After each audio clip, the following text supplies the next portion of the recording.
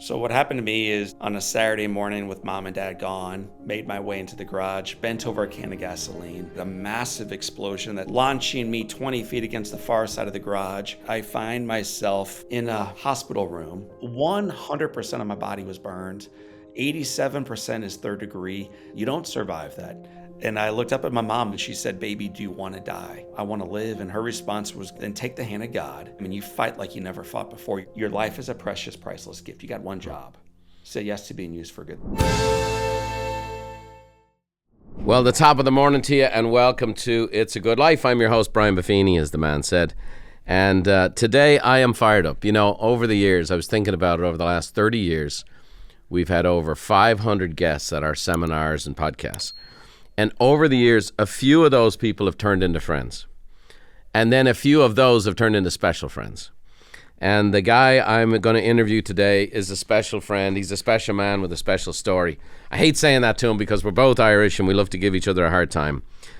In fact, how special is he? Well, when we started the podcast almost 10 years ago, the second guest I ever had on, in fact, the first guest on the second episode was the great John O'Leary. So if you really want to get the full dose of the John O'Leary story, go all the way back to the Brian Buffini Show, Season 1, Episode 2, and the man is there today. And I'm very, very excited to have him on today because this amazing story that he shares, this amazing life that he's lived, is now coming out in 3 days' time as a major motion picture, and well, long overdue in my opinion.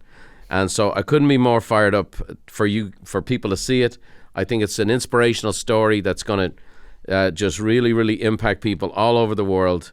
I've used up all the flowery stuff I can use, O'Leary. John O'Leary, my great friend, it is great to have you on the program today. Thanks for joining me. Buffini, I fell asleep a couple minutes ago. You'll have to remind me what you were just saying because I didn't hear most of it, but it's an honor to be back. And to make sure that people don't completely now turn me off thinking he's just a jerk, here's what I want to say. My father is my hero. He is the guy that I want to be when I grow up. He had Parkinson's disease for 33 years. Some of your followers know my dad's story and our love. And recently he came down with an illness. He was not going to recover for the last 3 days. We knew we would lose him. And so I canceled everything. Everything was canceled for those 3 days so I could sit by my dad and hold his hand. I took one call during those 3 days, and it was from my friend, Brian Buffini. And the only reason I took it is because we weren't going to talk about real estate or coaching or podcast or that kind of stuff, which is all great stuff to talk about. I knew my friend and I were going to talk about life. And at that point in my life, I needed a friend to talk with. So when you were doing that beautiful introduction of your friend, I realized, man, I'm looking across the screen at my friend. I love you, Brian. I'm grateful for you and grateful for your life. I'm proud of what you built. And I'm excited to share this story with your followers. Well, it was a privilege to be there. If anybody knows our relationship right now, our wives are probably falling off their chairs because we are like brothers from a different mother. We love to give each other a hard time and kid each other all day long. But they say about the Irish, they're great. They're a friend behind your back. And so John O'Leary's been a friend behind my back, and I've been a friend to him for a long, long time. And the real deal, and that's why, you know, I think that our relationship has become what it is, because when you find something that's authentic with the motivation that is nothing else from a pure call of God to go and bless other people. That's what I have. That's what you have. I don't talk about it very often. I'm trying to help people all day long. But I wouldn't be doing this thing if I didn't know the Lord hadn't called me to it. And I wouldn't have stuck with it all these years. There was a lot of other things I could have done than build a coaching company, which is bloody hard work and very expensive. And I've turned down a lot of opportunities because of that. And I've seen you do the same. And I think maybe after our first day you ever came to Buffco for us to do a sit down and kind of do a little coaching session on your business at the time, I think maybe 5 minutes into the conversation, I go, why in the world don't you have a movie made? And you were like, you're out of your mind, Buffini. That was kind of your response. And now here we are. So mainly I wanted you to be on here today so that you could just say out loud, you were right, Brian. I should have listened to you 15 years ago. That's really what I wanted to say. I'm sorry. There's too much static on the call. I've heard, again, nothing you said over the last couple of minutes, Brian. Here's again, to shine light where it's deserved.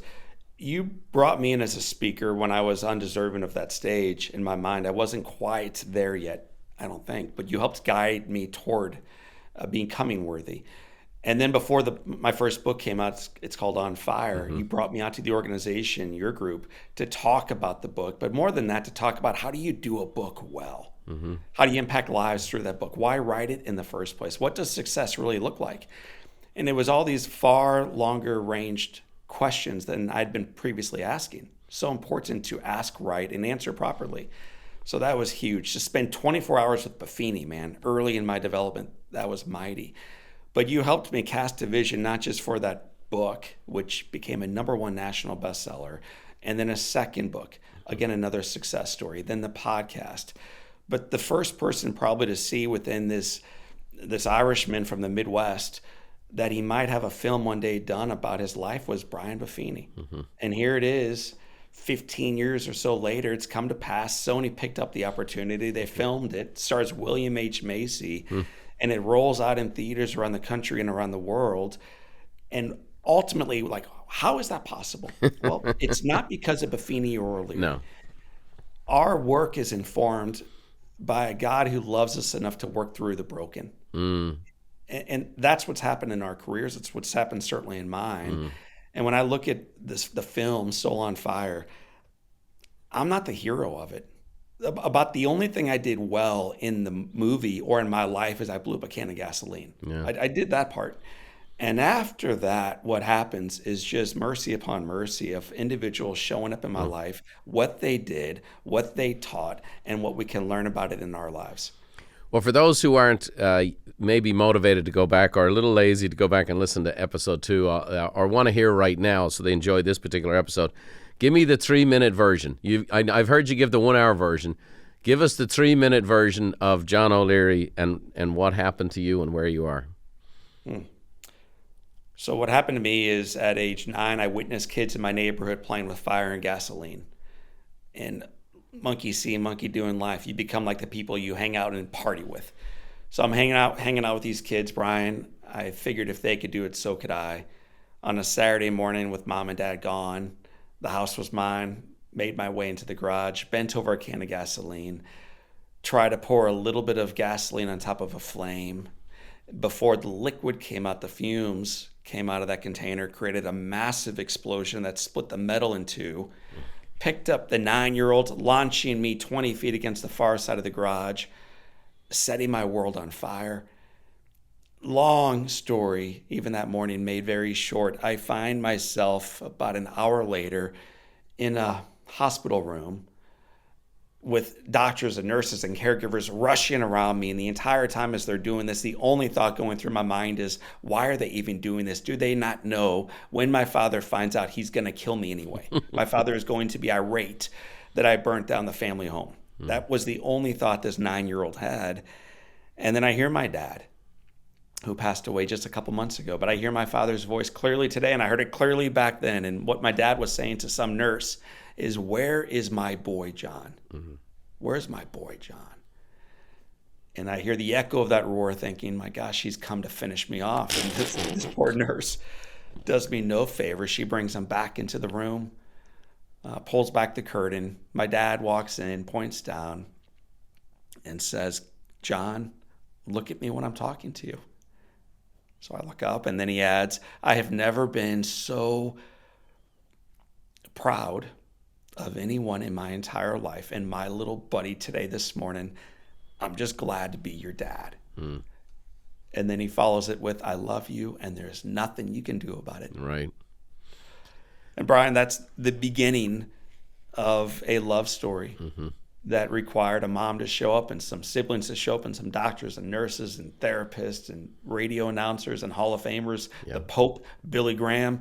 I mean, people started showing up for this little boy. Yeah. What percentage of your body was burned, just to give the people a little perspective on this? Yeah. So think of a higher number than you got in grade school, and then go way up from there. So 100% of my body was burned. 87% is third degree. In 2025, as you and I record this, that is a death sentence. You don't survive that. And in 1987, when it happened, there's no earthly chance. But a little add-on to this. My mom came in right behind my dad, and I said, "Mom, am I going to die?" And Buffini, you and I have talked a lot about your mother lately. We talked a lot about mine in the past. And I looked up at my mom looking for hope. I expected she would tell me everything would be all right. And instead, she looked back at me. She took my right hand in hers and she said, "Baby, do you want to die? It's your choice. It's not mine." And I said, "Mom, I don't want to die. Geez, I want to live." And her response was, "Good. Good. Then take the hand of God, walk the journey with him, and you fight like you never fought before. Your dad and I will not leave your side, but do your part, John, and fight." And on January 17th, man, 1987, a 9-year-old boy with no chance at living took the hand of God, walked the journey with him, fought like he'd never fought before, but did none of it by himself. And it's an extraordinary story of people who've come alongside and nurses, and it's an amazing story. It's an amazing movie. It stirs the soul and stirs the heart. The beautiful thing about your story, John, is how many ordinary people stepped up in an extraordinary way. From nurses and physicians, and people who don't necessarily think of themselves as heroes in any capacity, all made this difference. And then it leads all the way to the great Jack Buck, and you being a fanatical baseball fan, and for a lower tier team like St. Louis, it was amazing that you're that loyal to them. But and then to have maybe one of the top 3 greatest announcers in the history of American sports take such an interest in you. Just take us to the end. Just tell people a little bit about Jack Buck and his role in being that inspiration for you. So whichever sport you may have followed growing up, whoever that person may have been who brought that live into your bedroom or into your family room, the biggest voice in our family was Jack Buck. Brian said he's top 3 historically. I believe that to be true. I mean, he's in 7 Hall of Fames. He's outrageously successful and busy. And he was my childhood hero. He's the one who each night would tell me what my St. Louis Cardinals were doing on the radio. And on January 17th, the day I was burned, Jack Buck by chance went off to a charity auction. This guy was always serving, always making a difference in the community, using his voice for good. He's downtown working. He finishes up his part. He's told over the dinner that a little boy was burned and was going to die. Like, what do you do in that situation? When you're told that someone you've never met is going to die, if I'm being real, at best I pray for them. And that's not bad. That's a good start. Jack Buck leaves the party in a tuxedo. He goes out to a burn center in St. Louis County. He never heard of John O'Leary, never heard of our family. We're not people of notoriety. He just went out because he knew he might be able to make a difference. Walks into my room, sits down next to a child who is wrapped from head to toe with bandages, dying, and brings light into my darkness when he says the words, "Kid, wake up." With the voice that sounds like the voice of God, by the way. Dude, it still does. I mean, it is the voice of God. I mean, that's a good... Yeah, that's true. I'm so sick of us waiting. Yeah. I hope they do something, man. When will God show up? When will somebody do something about that thing over there? Yeah. Well, maybe it's you, and maybe it's now. Right. And Jack Buck recognized the voice of God's not tomorrow, it's now. Yeah. And the time to act isn't next week, it's right now. He left it party, man. Yeah. He left comfort to go serve. And in the film, it shows it so brilliantly because they don't show his face at first. They show these pretty black shoes walk into a room, and you see drag a chair across, and you're not even sure who it is. And then all of a sudden it fades up, and you see that beautiful face of Jack Buck. It's William H. Macy in real life, but it's Jack Buck in the movie. And what Jack says, the voice of God, that's a great tangent, is, "Kid, wake up. You're going to live. Keep fighting. John O'Leary Day at the ballpark will make it all worthwhile. See you soon." He leaves. He's told that I'm going to die. And then the following day, Brian, he comes back. And the wild thing about Jack Buck's generosity and all he did while I was in hospital and for decades afterwards was he never told anybody he did it. Of course. There were 2 autobiographies about his life. John O'Leary's a whisper mention, but it shows up in such a manner where he felt blessed to be able to be of assistance. Like, it was never about, and then I did this, and then I did that. Yeah. he just was blessed to be of assistance. We need more of that. In the freaking world we live in today, man, whether it is, influencer driven and all that stuff. And there's benefit to that, and there's joy in that. My kids have exposed me to a lot of that stuff. But the generation of I just do things behind the scenes and I don't need credit for it and I don't need anybody to know it. The scriptures say when you give, don't let the left hand know what the right hand's doing. And he was that. I would encourage people who aren't as familiar with Jack Buck to go on YouTube, Jack Buck at the ballpark right after 9/11, where he steeled the whole country together. And the whole country was just frazzled. We'd just been attacked. The towers had come down. The Pentagon had happened. People were terrified there was going to be another attack. And he comes out to the ballpark, and the ballpark's filling, should we play? Should we be here? And it was like, man, I wanted to run through a brick wall. I was ready to sign up for the military after listening to that guy talk. But he took his emphasis towards you, and he did it in practical ways. And as a guy that has invested in the discipline of note writing, and my company produces, 8 to 10 million notes a year for our customers, he made you write notes. Your fingers were gone, right? And he made you write notes. Explain that whole deal. I will, but I will let you know what led to it. Well, I'm going to end the story first. So I was with Jack Buck on September maybe 17th, 2001 in the booth. And so I was in the game that you were watching online or on ESPN or wherever it might have been. And to see this man near the very, very, very end of his life, he had just months left. You were there that day? I was. I didn't know that. Yeah, we don't talk about it. Why talk about it? Yeah, right. This is worth talking about because how did he steal a nation together? Well, let me tell you a little bit about him. He's from the Great Depression. When Pearl Harbor occurred, he volunteered to serve. He picked up a Purple Heart in the Battle of the Bulge. He came home wounded, but not broken, and humbled, but hungry to serve again and again and again. And he never forgot how fortunate he was. No one ever discovered how Jack Buck voted. We lead these days with politics. So how did a man bring us together? Because it wasn't about that. It was about one. It was about one. Jack was in the ultimate unifier of one more story about Jack, and then I'll talk about the baseballs. But there was a game when Mark McGwire was pursuing 62. And on the first pitch of the game, Mark McGwire argued balls and strikes and was thrown out. So there was this revolt in Busch Stadium that day and an online revolt afterwards. And so the next game was about to begin. Jack Buck comes to the mound. This is a radio announcer, a nobody, who says, it's come to my attention. And he goes through what happened yesterday, what's happened online. And then he said, ladies and gentlemen, here's my ask. I insist when these men in blue come onto the field today, you do what they have earned. You applaud them for their good work.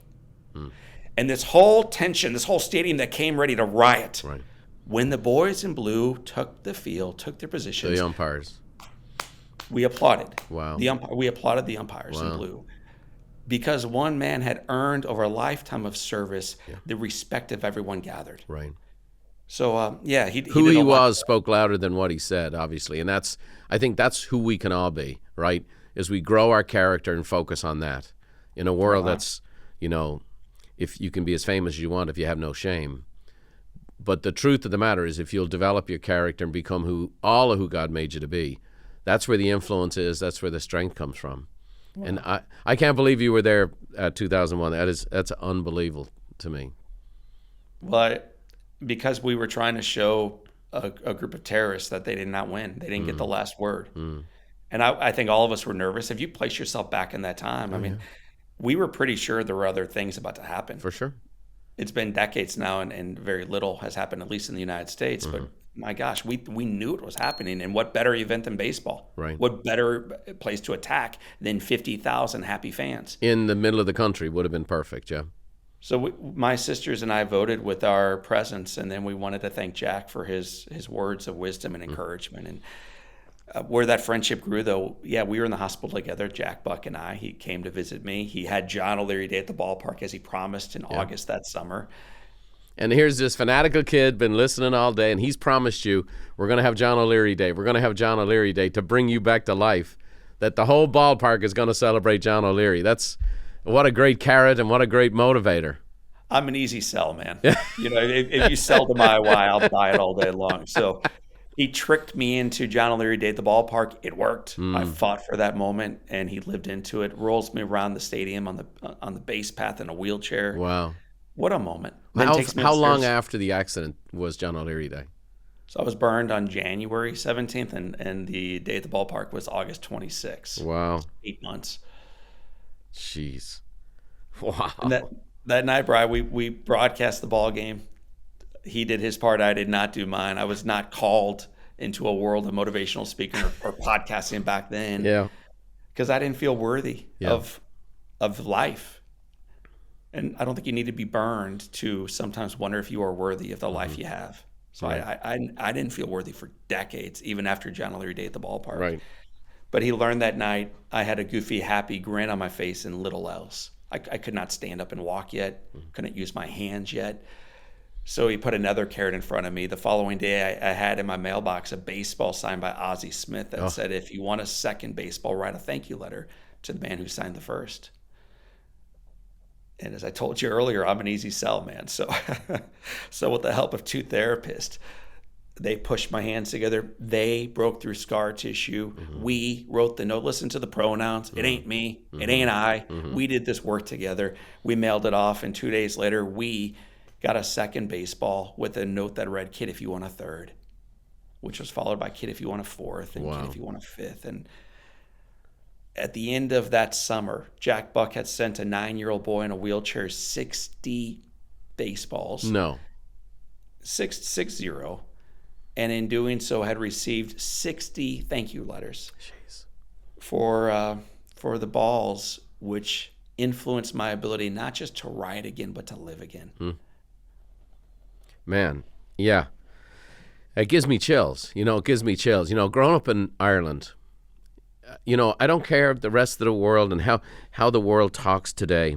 The rest of the world admires America. Just a fact. It just is. And growing up in Ireland, you'd see John Wayne and you'd see the Clint Eastwoods and you'd see the American space program and you'd see these larger than life characters. And it was just an aspiration. You watched American movies, you listened to American music. I mean, you go all over the world. They all know American music. They all watch American movies to this day.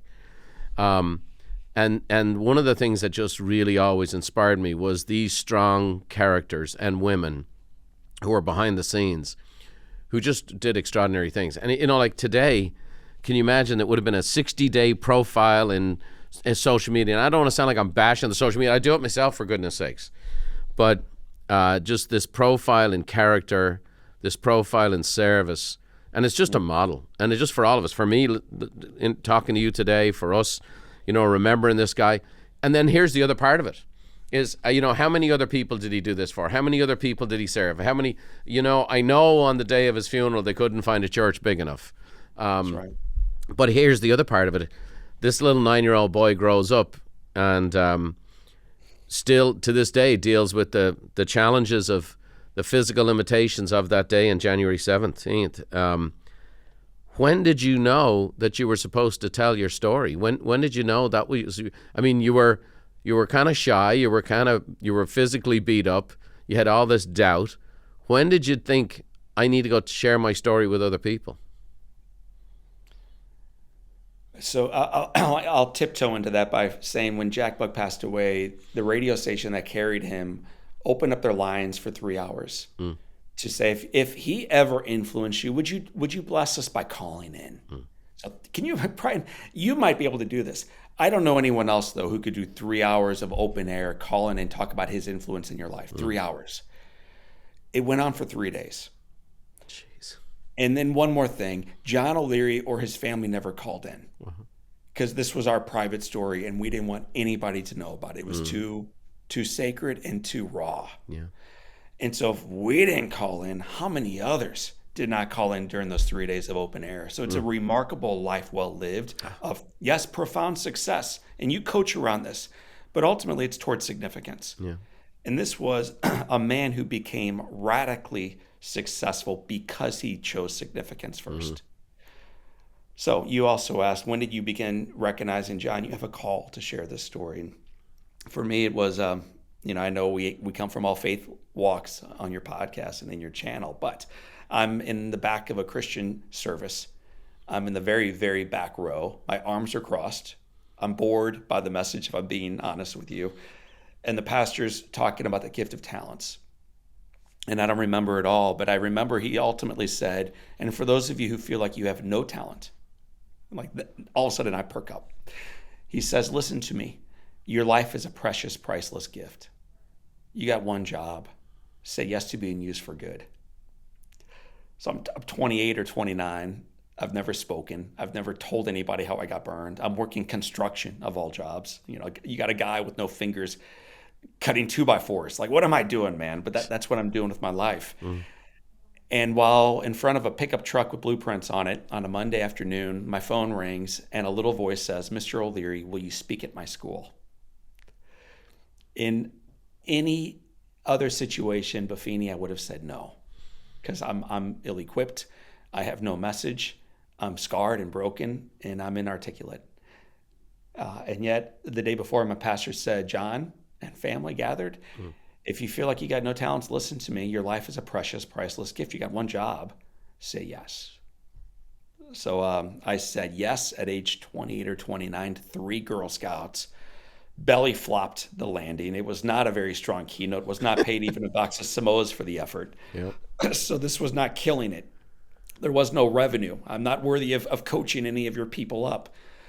But I did just enough to be invited by one of the dads in the room to speak at his Rotary Club.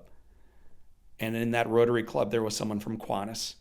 And what you're hearing here, listeners, if I haven't yet rocked you to sleep, is not a strong business plan or even a strong why yet. It was a desire to be of service. And I spoke, I think, 5 times in that first year for free, maybe 18 in year 2 for free. And then it started getting busier. We started scaling up. I hired a coach and then another coach. We started casting a vision. In the remaining 18 years since, I have spoken 2,700 times, 50 states, dozens of countries, millions and millions of people. And if you're like, well, about what? Succinctly, your life is a precious, priceless gift. You got one job. Say yes to being used for good. That's my job. Now, I somehow get paid to do that. How we come and go in and out of organizations, out of prisons or hospitals, we change the way we deliver it. But at the end of the day, what I recognize in this world we live in is we need the same reminder I received 21 years ago. It's amazing. I've had a front row seat to this, but I'm sitting here and it's kind of, we're all busy. One of the reasons I reached out to you that day to talk to your dad was like, hey, man, I just have too many relationships that I've been busy for. And I made a list and I told Jeanette, I go, and I've been on this. It's interesting. Like, this has been it's been the busiest year of my entire career. And yet I've made more of a reach out and a commitment to reach out to relationships than any year in the last 20. And it, in many ways, as crazy busy as it's been the most rewarding year I've had in decades. And that magic moment happened. We scheduled the time to talk, not knowing that your dad was going to be in his final days and so on and so forth. But it's just doing the right things for the right reasons in the right way. I've had a front row seat to this. And as much as I had a desire to see this be made into a movie, and I think, nothing will ever beat the original, but, you go from a guy that didn't feel worthy to charge for a speaking fee to, speaking all over the world, writing best-selling books, and now you find yourself as an executive producer for the movie Soul on Fire. Man, you got, the thing about Irish people, we have more chops than we do brains. There's just no doubt about it. How in the world did you go about being an executive producer in a movie? It's all God's hand. And that sounds like, John, own your part of it. And I think I am. I just did. It is just saying yes to his will, not yours. I was speaking in Las Vegas. And Brian, you really cast a vision to say, John, do you realize the gift you have as a speaker? Mm-hmm. And the reality was no. I was one of many, is how I viewed myself. A lot of competition out there, one of many. And you reminded me I was one of one. What a cool thing to know. And not know like, yeah, okay, but like, no. You are one of one, man. Your message moves hearts and minds. You keep people moving forward. You don't just help them in their business. You help keep them alive. Mm-hmm. You're one of one, John. So that was influential to me years ago when you shared it, and it allowed me to scale up the speaking business significantly.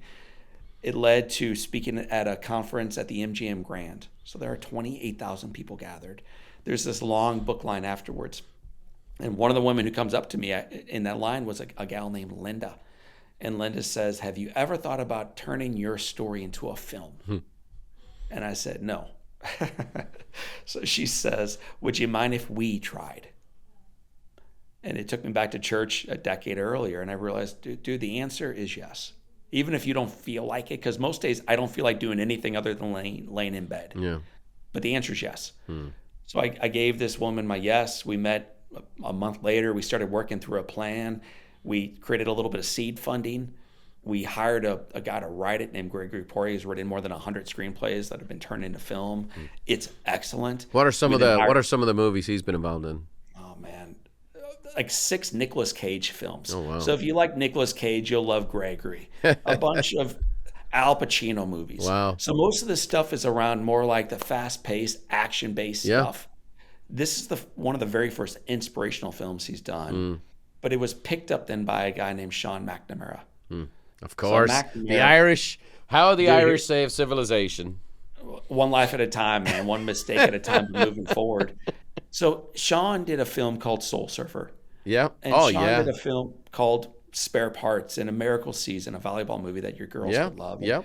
Sean did a movie last summer called Reagan. Yep. Sean loves telling stories of true life heroes, how their life came to be, what ultimately was the impact of it, and what it means for the viewers. He just wants people to leave. You and I love Rocky, man. Yeah. He wants people to leave with that song in their mind, ready to take on the next Apollo Creed, whatever that looks like.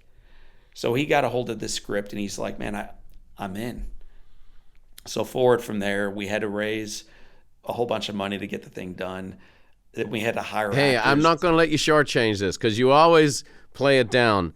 I heard you had to help raise $10 million to make this thing go. Is that right? And, $10 million it's nothing for Buffini and the family. But how did you go about doing this? I remember you not charging the Boys and Girls Club for speaking engagements when I first met you. How in the world did you go from that to being Mr. Executive Producer, asking people to invest in a movie? Right.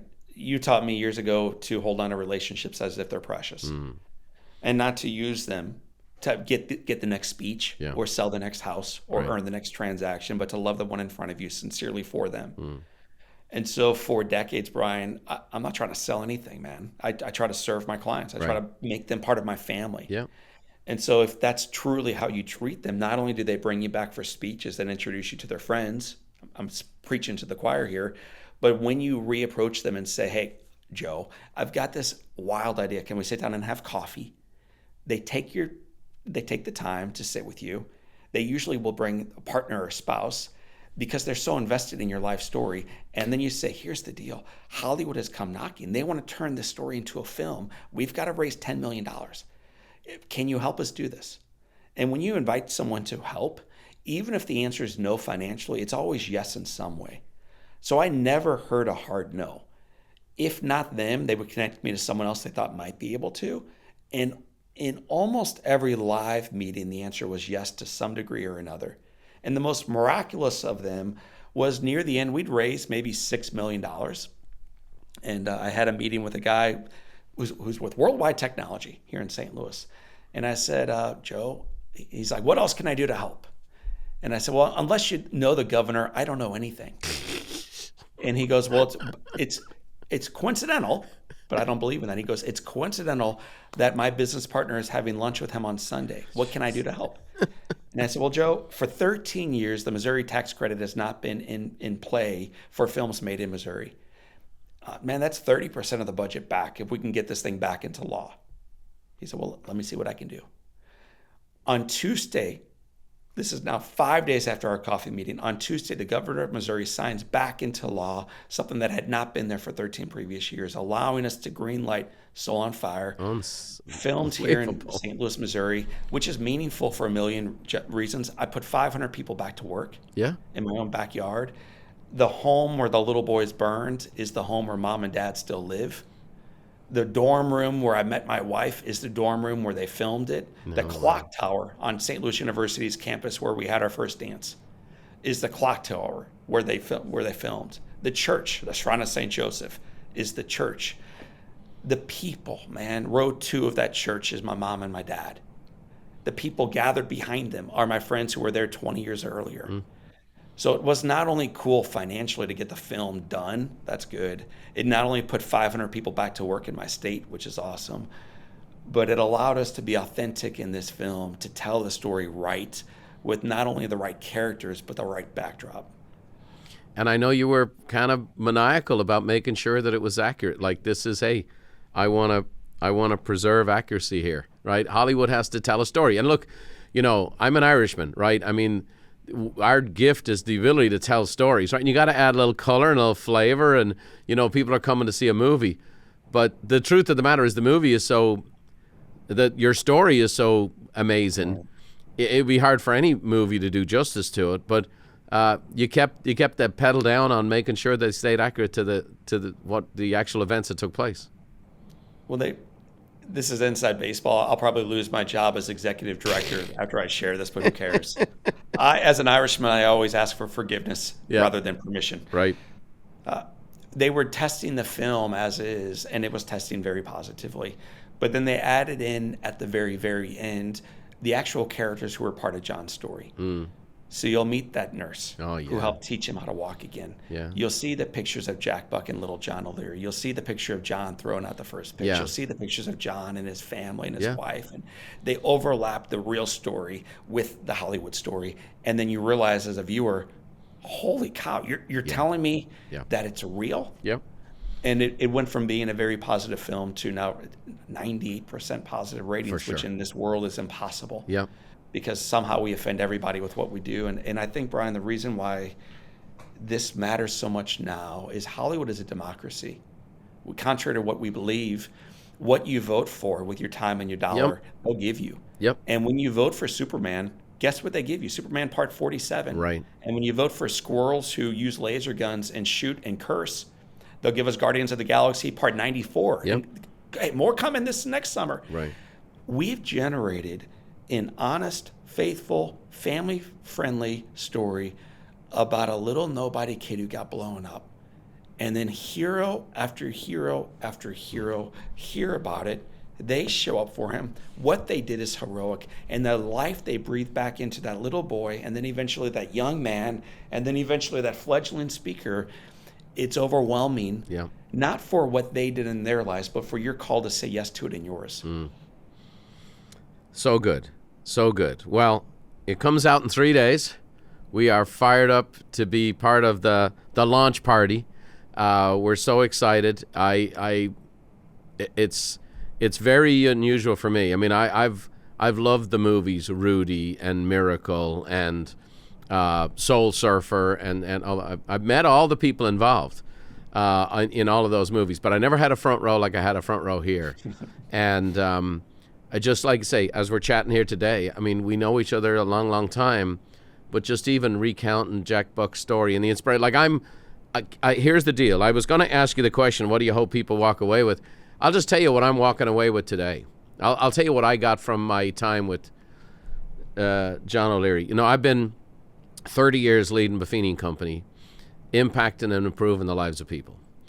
And coaching, I chose the harder path. I chose the path of coaching people, having a business that was dependent on individuals instead of technology, working in a difficult state to do that in. California doesn't make it easy. And then working in the hardest industry of all, an industry that has 85% turnover every 5 years, and that this is my 5th, basically, real estate recession I've worked through. Yeah. And there's a great verse that says, be not deceived, God does not mock. Whatever a man sows, that will he also reap. So let us never grow weary in doing good. And I will say this, on occasion I have grown weary in doing good. And just listening to this today has just been a reminder to me of the path I've been on for decades. And what I'm getting from our time together today, and you especially telling the Jack Buck story, is just, Brian, keep going. Keep doing it. It makes me fall in love with, I've been accused of being taken advantage of, too much of a giver. You're too generous, Brian. You're this and that and the other. And you get the hell knocked out of you for doing it. But at the end of the day, You're doing it for an audience of one. And just listening to your story today, John, has been you've reinvigorated me personally. And how great is that? I would say I would love to know, what do you hope people get walking out the door of this movie when they're leaving? What do you hope they get? You were with me in my mind on my hardest day when I was saying goodbye to my dad. It happened to be the day before I said my final goodbye, but I hated that day too, Brian. And you breathed faith and hope back into me. You talked about your mom, the conversations you shared, and you reminded me that this moment is a gift. And it changed how I perceived what was going on in my dad's room right there. So that was a big deal. Then 6 days later, I had a chance to eulogize my dad. And I wasn't sure yet what to say, and I wasn't sure exactly who would be there, because my dad was nonverbal for 10 years. And when you're 81 and you pass away, how many friends do you have left? And when you haven't worked in 20 years due to a disease, how many friends do you have left? And when you aren't able to cut a check for charities or to pick up a tab anywhere ever, how many friends do you have left? And when you haven't been able to say, you look great today, how many friends do you have left? So how many friends came to his funeral? And the answer is almost 1,000. Yeah. How does that happen? Because my dad never wearied with sharing joy with people in front of him. Never. Even in the midst of agony, Parkinson's disease, and struggle, my dad never wearied by being a man of joy. So I had a client here who wanted to send 3,000 of their people to the film Soul on Fire, but they wanted to see it ahead of time to make sure it was worthy. So their executive team came to this film. I had to go with my team to meet them, and I realized at the very end, maybe I should bring my mom and my dad. You know, they'll see it in October at the great premiere. Like, they'll be at all the theaters with their friends, but why not sneak them in early in May? So I snuck my mom and dad in, and it's a little bit like sneaking an elephant and a giraffe into a room. Like, they're loud, the wheelchair creaks. My mom knows everybody. It's obnoxious, man. But I snuck them in. I sat next to my dad in his wheelchair, and I knew I'd have him for years afterwards. Yeah. But I wanted to have just this moment with my dad. So the lights dim. He takes my hand, and he holds my hand for an hour 40. And as the lights come back up and people are applauding, I lean over and I say, Dad, what do you think about your film? Because it really is as much my film as his and our families. What do you think about your film? And he leaned over and whispered, what a gift. What a gift. Those were my last words I ever heard my father speak. Wow. He went home that day. I went out of town for a few, came back. Dad got sick, got sicker, never heard him speak again. So the last words I heard my dad say, in my mind, Brian, was not a review of the film. It was a review of his life. What a gift. So you said, O'Leary, what do you hope people receive? Dude, I hope they don't walk out of there thinking O'Leary's a stud. What a bad man to fight through the burns and to end up with a pretty girl and 4 good-looking kids. And, he built a business. My goodness, what a hero. I hope they walk out of there and they wipe their tears and they wipe their popcorn on their blouse and they say, my gosh, as they look into their mirror, what a freaking gift. I'm sick of playing small. I'm sick of saying I'm tired and doing the right thing.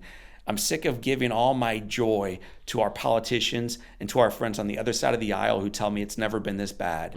I choose to live joy now. I choose to recognize that my life is a gift and the best is yet to come. Well, you're ripping me up here today, O'Leary. You're not supposed to do that. We're too old and grumpy and know each other too well. The movie is called Soul on Fire. So I have 300,000 people tune in here today, and all of you have friends, family, and many of you have databases. And here's my challenge. I've never done this in 9 years of podcasting.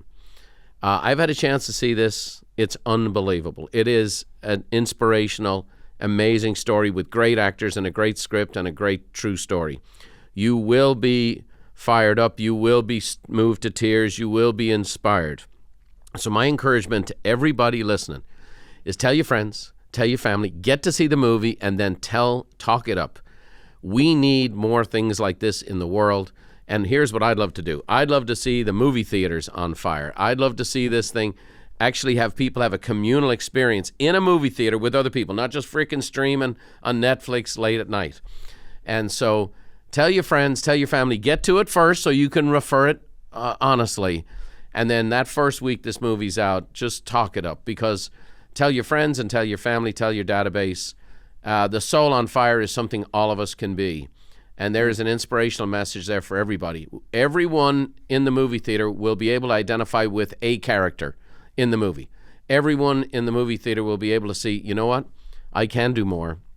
I can be more. And I can leave a legacy that's even more significant than I realized. And I just need to keep on keeping on.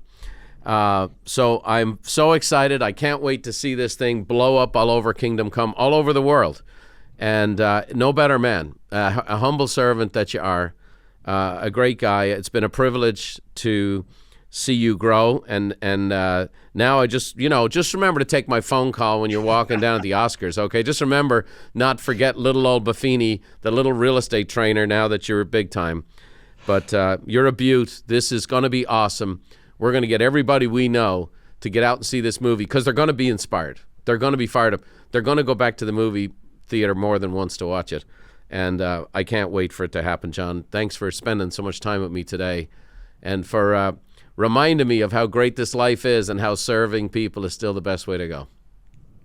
Buffini, you are one of one. I love you, and there's nothing you can do about it. And I appreciate you, man. Appreciate you. Well, as I talk with Johnny Boy about my mom, we always finished with my mom's Irish blessing, and him being a Paddy himself, he's always enjoyed this. I have the privilege of keeping my mother's tradition alive by finishing off with our little Irish blessing today. So may the roads rise up to meet every one of you, and may the wind always be at your back. May the rain fall soft upon your fields, and the sun shine warm upon your face.